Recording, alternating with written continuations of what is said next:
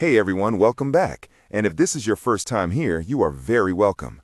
Today, I am sharing a set of Reddit accounts that feel too strange to dismiss and too specific to be easy fiction.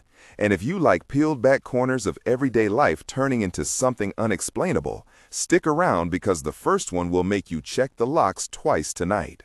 My name is Alex. I sift through posts, cross-check details when I can, and read these stories aloud so you can decide what to believe. And I promise you a final image you will not forget.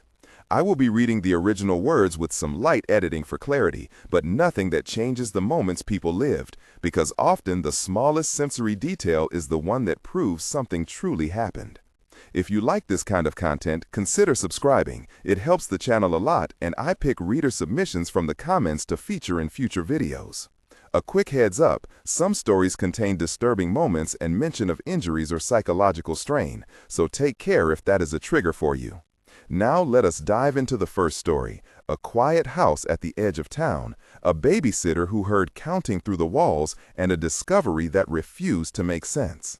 The first account comes from Jenna, who posted in a mid-sized city subreddit about a night she will never forget. She lived in a narrow two-story house on Maple Street, a neighborhood of small porches and old oaks that smelled like wet wood in the spring. Jenna worked as a nanny and was contracted to babysit two kids, Milo, age 6, and Nora, age 3, while their parents, Elena and Mark, went to a dinner in the city. Jenna described the living room in minute detail. A worn blue couch with a smear of coffee at the left arm, a porcelain horse on the mantel with a tiny crack along its flank, a single lamp that cast a warm yellow pool on the carpet, and a hallway that swallowed sound. That evening the house was cool and smelled faintly of lemon cleaner and the lingering sweetness of microwave popcorn. Jenna noted the floorboards groaned in a high, thin way when she walked across them, like old teeth creaking. The setup was ordinary. Milo tucked in with a dinosaur blanket, Nora with a stuffed rabbit, soft lullabies playing from a small speaker on low. Jenna had a backpack by the back door, her phone charging on the kitchen counter, her keys curled on a ceramic dish shaped like a leaf.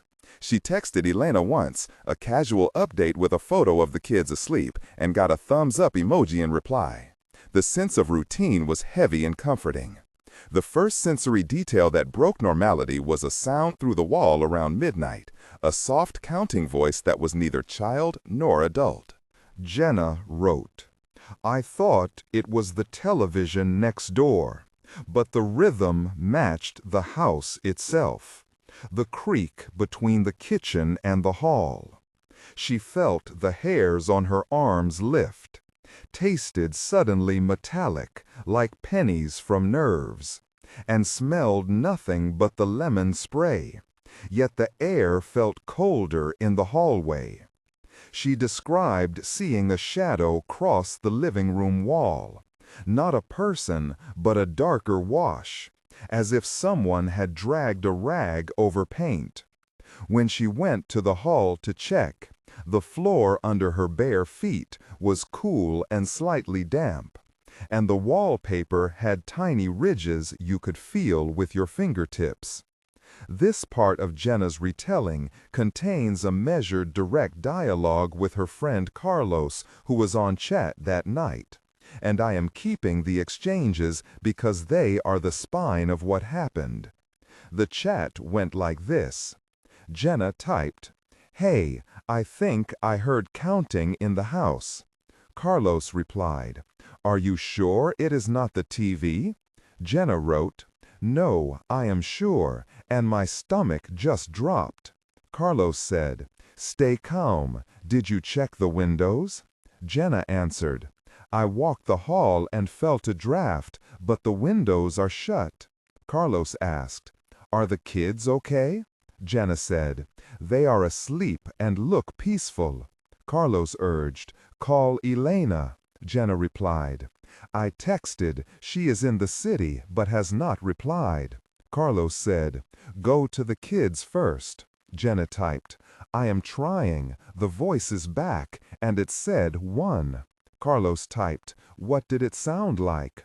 Jenna wrote, "It sounded slow, like someone counting grain." Carlos wrote, "Take a photo." Jenna typed, My camera is weird. It only caught a dark blur. Carlos wrote, "Send it." Jenna wrote, "I did, but it looks like a smear." Carlos replied, "That is creepy. Stay with them and keep lights on." Jenna typed, "I am on the couch with the lamp and I keep hearing the counting through the wall." Carlos wrote, "Maybe call 911." Jenna typed, "I do not want to freak everyone out, and the kids are fragile." Carlos replied, "Then call Elena again." Jenna wrote, "I will."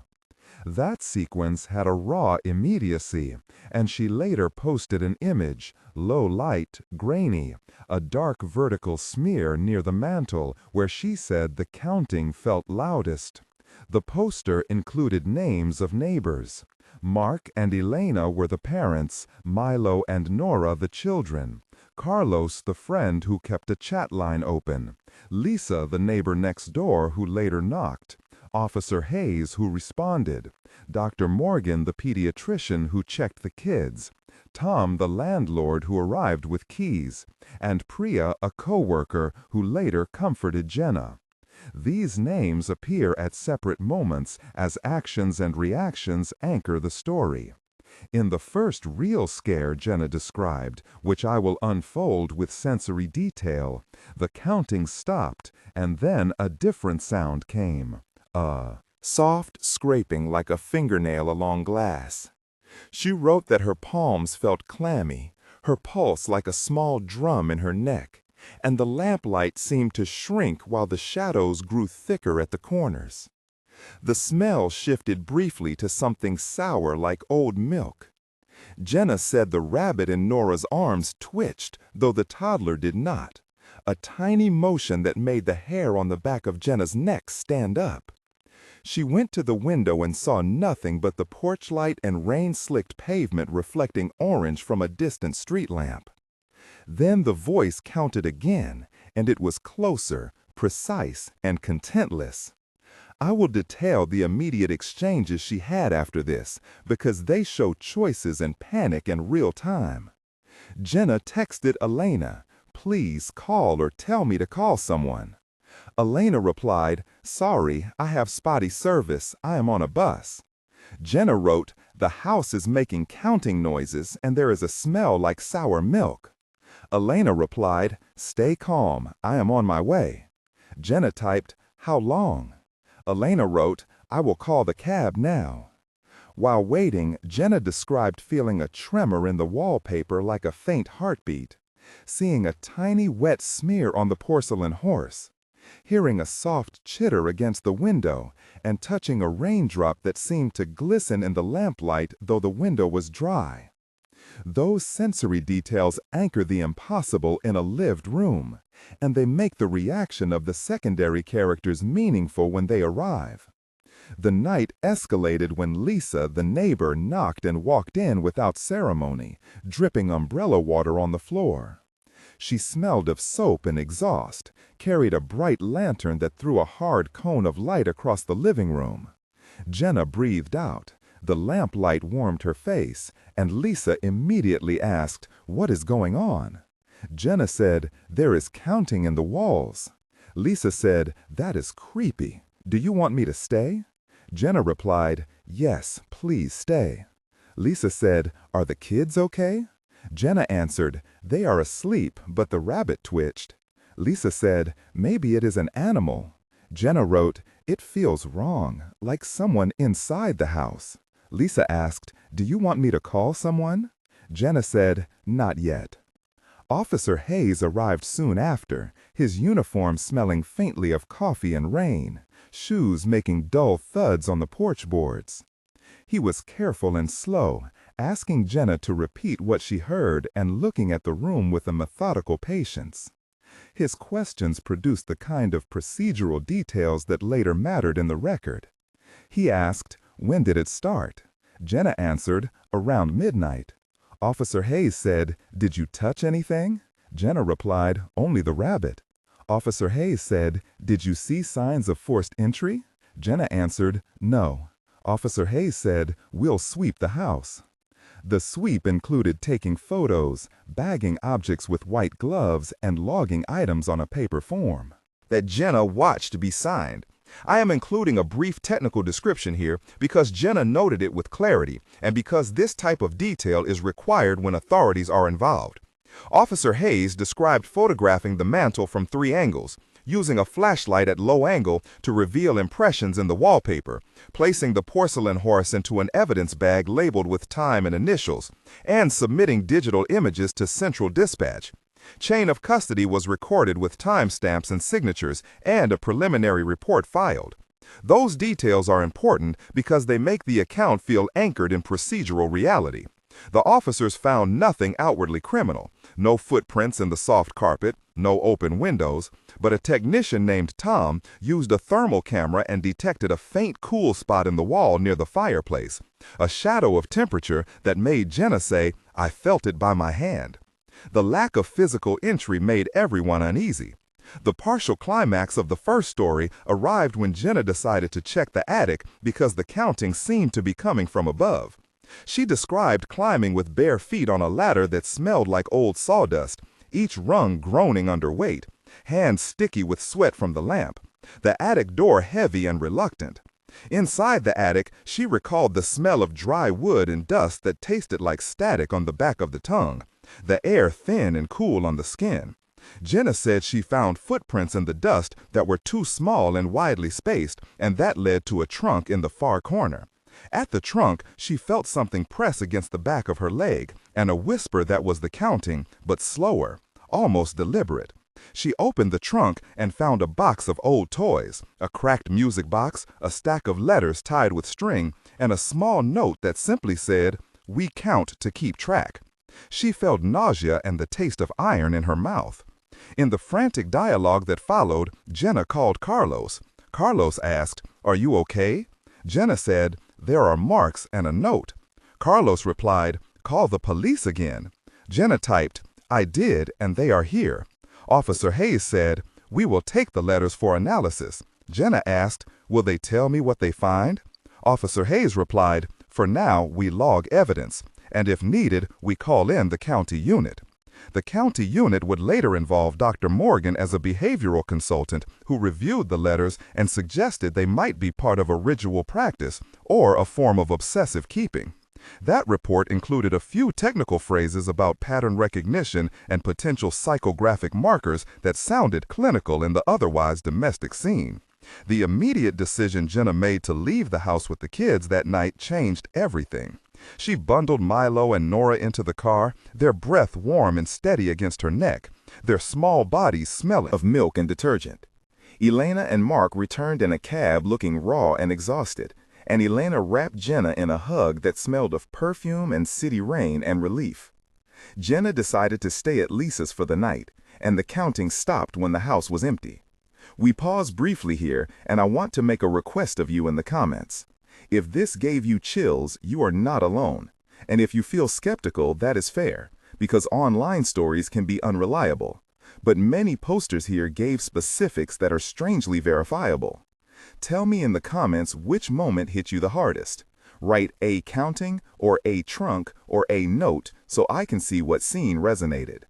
If you have a story like this, start your comment with "my story" so I can spot it.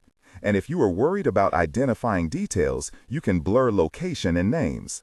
Comments help the community and help me pick which post to check next. I read most comments, and sometimes I reach out to follow up with posters when they are open to it. Okay, thanks. Now on to the second story, which has a different tone and a longer build, with repeated strange behaviors and a backstory that matters a lot. The second account was posted by Marcus and centers around a suburban family home on the outskirts of town, a place with a shallow yard, a split-level entry, and a long, narrow closet under the stairs that his wife used to call the cubby. Marcus provided a careful backstory for how he and his wife met, their careers, losses they had carried, and their present life. And because the emotional core explains why the events hurt so much, I will summarize with extended detail. Marcus grew up in a small town where winters ate at the light, and he described childhood afternoons in a kitchen that smelled of stew and resin from his father's workbench. the feel of a bicycle handlebar callus on his palm, and the scrape of gravel under the tires.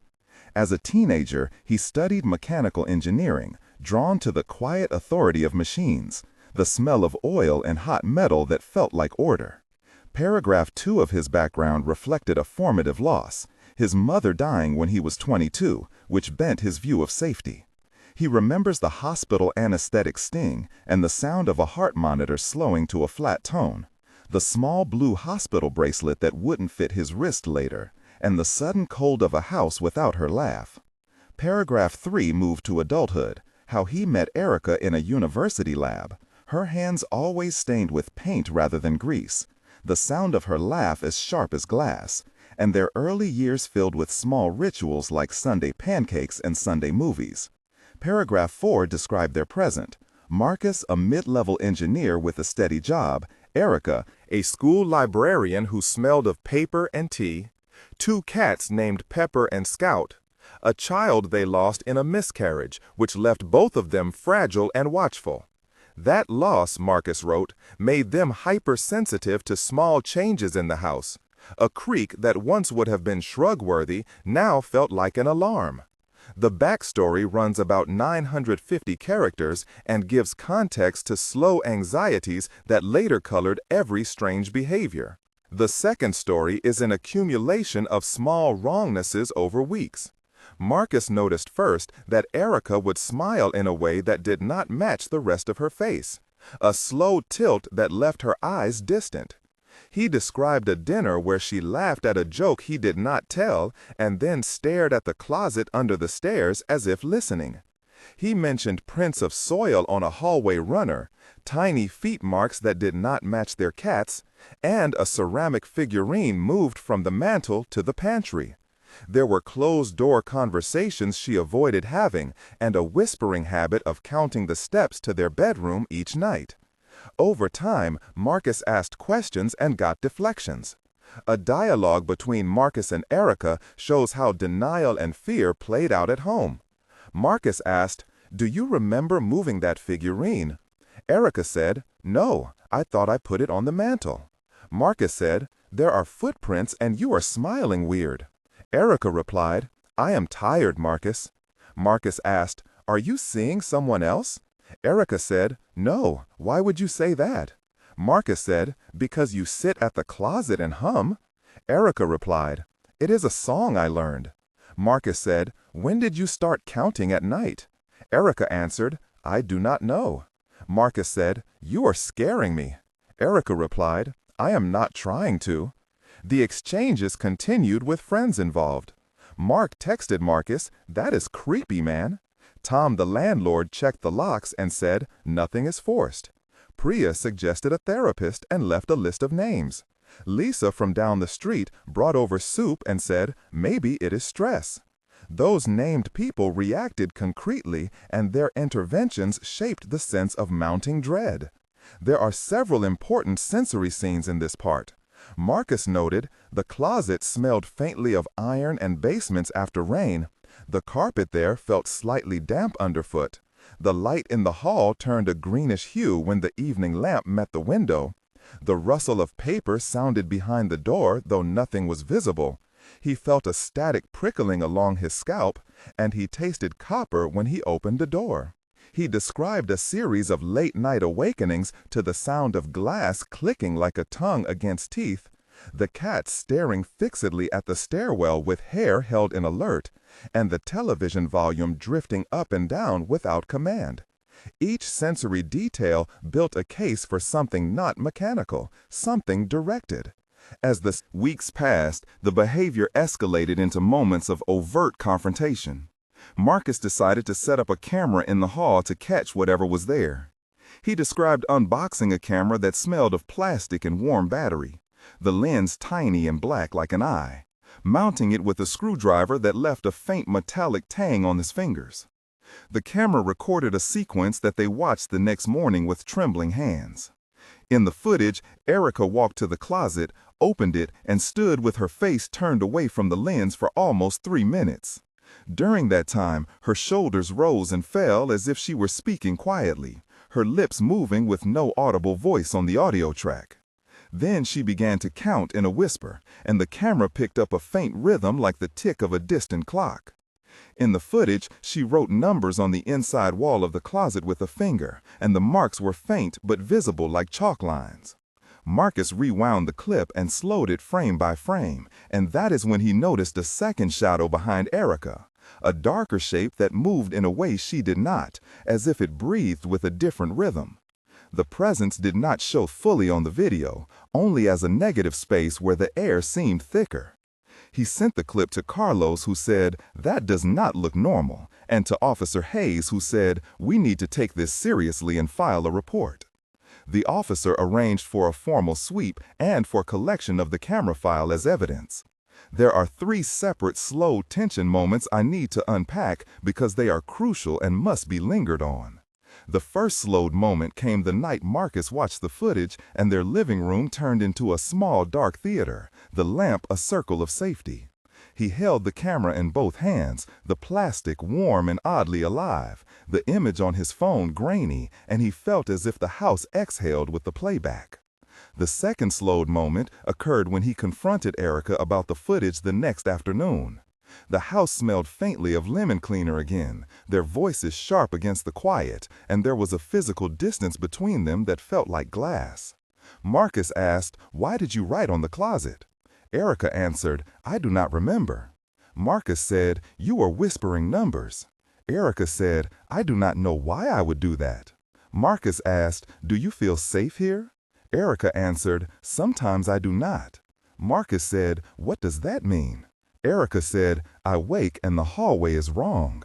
The third slowed moment arrived when Marcus opened the closet with a small light and found faint parallel scratches inside the wood, as if someone had run their nails along the grain methodically. The light smelled of ozone, the wood dust tasted dry, and the scratches were cold to the touch. Each of these moments is about 500 to 600 characters long individually, and I am treating them with the length and breathing space they deserve, because tension is not about surprise alone, it is about the waiting and the thin sound your own breath makes. The second story reaches a high climax when one night Erica disappears from bed and the house is heavy with the sound like a dropped weight underwater. Marcus woke to the television on with static and the cat skittering and the hallway light off, though he swore he had left it on. He found the bedroom door open slightly and the closet door swinging with a slow rhythm. He called Erica's name and the house returned only silence and the faint echo of counting. There followed an intense and jagged exchange with Officer Hayes and with Dr. Morgan, who was brought in to consult. Marcus said, "She is gone." Officer Hayes said, "When was she last seen?" Marcus answered, "I slept and woke up and she was gone." Officer Hayes asked, "Are there signs of forced entry?" Marcus replied, "None." The officers processed the room with gloves and put small white markers near footprints. They used a portable luminol spray to test for blood, but the tests were negative for visible stains. Dr. Morgan examined Erica's side of the bed and noted small impressions in the mattress like someone had been sitting and rocked away. The procedural description here needs to be precise because the way authorities followed up shaped subsequent possibilities. Forensic protocol included photographing the room under both white light and ultraviolet, logging the time of each photograph, using tape lifting on the closet interior to capture potential trace prints, collecting fibers from the mattress seam with tweezers and placing them into numbered evidence envelopes, and submitting the camera files to a digital forensics lab to check for tampering. Those procedures took hours, and the report filled several pages. Meanwhile, the community reacted online with alarm. Marcus posted the camera clip, and the grainy closet footage went viral in a small corner of the web. People expressed support and suspicion. Some commenters named Dr. Morgan as a credible observer, others suggested ritual or mental health explanations. The thread filled with theories and messages of support, with some users contacting the local station and others promising to keep watch. In the climactic confrontation, Marcus returned to the house late one night after a day of fruitless searches. He sat in his car with the seatbelt digging into his chest, the engine hot, his palms smelling of grease from a wrench he had used to open the closet previously. He decided to face the closet one more time. The moment he opened the door, the light felt wrong, not simply dark, but saturated, like color was leached from objects. Inside, he found a wall filled with faint numbers scratched in a precise pattern and a small hollow, where something had been removed, as if someone had carved out a space to keep count. He touched the wood and felt the grain give like skin. He heard a soft voice behind him say, "Calm," and the hair on his arms rose. The voice was not Erica's and not human in tone. Marcus turned, and a figure stood at the threshold that seemed made of shadow and humidity more than of flesh.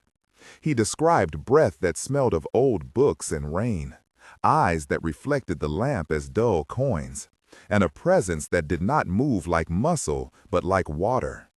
The dialogue in that room became frantic and full of short exchanges because life and perception were compressed to a few seconds. Marcus said, "Who are you?" The voice said, "We keep count." Marcus asked, "Why?" The voice replied, "To remember." Marcus pleaded, "Take her back." The voice said, "There is no taking back." Marcus asked, "What do you want?" The voice said, "Numbers are safe." In that clash, Marcus lunged and the figure receded with a sound like paper tearing and a smell like a street after fireworks. He later found Erica in the back of the closet, curled in a tight fetal position, her hair damp, her clothing smelling faintly of the outdoors. She was conscious but distant, and the neighbors absorbed them both into a courtyard of light and murmured questions. That scene contained several high-tension paragraphs of roughly 500 to 600 characters each, and the sensory detail was thick to convey the shock and the aftermath. After the confrontation, authorities interviewed neighbors and friends. Mark and Elena, Lisa, Tom, Priya, Carlos, and Officer Hayes each gave statements. The police files included neighbor statements noting muffled counting and occasional thumps in the night, and a summary from Dr. Morgan noting Erica's dissociative episodes and the stress history connected to previous loss. The formal report left several open questions. How did the counting start? Why did the closet show signs of ritualized marking? And what was the nature of the presence people described? Forensics turned up nothing solid in the way of DNA or footprints beyond the household, though fibers were cataloged and later dismissed as common household material. The lack of physical evidence did not settle the community, and it only deepened the fear in the family. I want to give you a sense of the immediate consequences and then follow up through a structured epilogue that covers 1 month, 3 months, and 6 months afterward. 1 month later, Marcus and Erica had moved into an apartment 2 towns over. They slept with a nightlight and kept all closet doors open. Erica began seeing Dr. Morgan weekly and took notes about the nights she couldn't remember. She described dreams of a hallway with numbers on the walls and waking with small chalk marks on her fingers that she could not account for. Marcus took a leave from work for a couple of weeks and spent evenings at home with the cats. They patched the house with salt and a small brass talisman they found in a thrift store, a gesture that felt more like ritual than solution, but it was something to hold. Neighbors reported the old house was for sale and that potential buyers walked the yard with the curiosity of scavengers. Online, the camera footage continued to attract attention, with theories ranging from gas-induced hallucination to paranormal activity. The couple received messages of support and also of doubt, some accusing them of staging the footage for clicks. That first month was a blur of paperwork, counseling appointments, and trying to rebuild sleep. 3 months later, Erica had stronger setbacks and bursts of lucidity. She returned to work part-time at the library and avoided the boxy closet at the back of the building that reminded her of the home closet. She began a ritual of writing a line of numbers each night in a personal journal and then tearing it out in a metal bowl she kept on the balcony, a small act that brought a sense of control. Marcus started to document their nights with an audio recorder and to track patterns of counting, documenting even the length of pauses and the specific words used, because patterns can be scientific. They reached out to a community therapist who ran group sessions for people with similar experiences and found both solace and skepticism there. The landlord eventually boarded up their old house for safety inspections, and curious teenagers left notes under rocks on the doorstep, sometimes scrawled with cryptic numbers. The online thread remained active, and some users organized a small charity bake sale to help cover the couple's moving expenses, which they appreciated as practical kindness. 6 months after the events, the couple had settled into a more stable routine, but with scars. Erica still had nights of counting, shorter and less frequent, and Marcus carried anxiety when doors closed. They sold the remaining small items from the old house at a yard sale, and noticed some people refused to take a porcelain horse, which they gave instead to Lisa, who had been a steadfast neighbor. Erica went back for one short visit with Marcus and Dr. Morgan to collect a few items left in the attic, and while there, they stood under the eaves and listened to the wind chew at the shingles, and found it ordinary and sharp like static. The police eventually closed the active investigation, citing insufficient evidence to continue, noting the family was safe and that the house lease had been terminated. Online, the thread split into believers and debunkers, and the couple received both support and criticism. They learned to sleep with a small nightlight and to label closets in other houses with post-it notes as a joke to keep the fear at bay. 6 months later, the counting had not entirely ceased, but it had subsided. Lost the edge of threat and become, in their words, an echo they could live with. That is not a neat ending, but it is the record of what followed. Before closing, I want to reflect briefly and offer a final call to action. These stories are unsettling because they take ordinary places and fill them with something patient and consistent, like counting. If you found either story unsettling, write in the comments which image stuck with you the most. Use the prompts A, counting, a trunk, a closet, or a footage. And if you want to share a similar experience, begin with my story and I may read it in a future video. If you like deeper dives into these kinds of cases and want more surrounding investigation and detail, please subscribe. I post new compilations and follow-ups regularly. Thank you for listening, for being part of this community that tries to be open-minded and supportive while seeking truth. These accounts are reminders that our houses hold more than furniture. They hold history and habit, and sometimes things that do not fit our maps. So be careful when you look at the corners of a room, and remember that sometimes the most ordinary thing a house can contain is a question that will not stop counting. Until next time, keep your lights on and check the closets.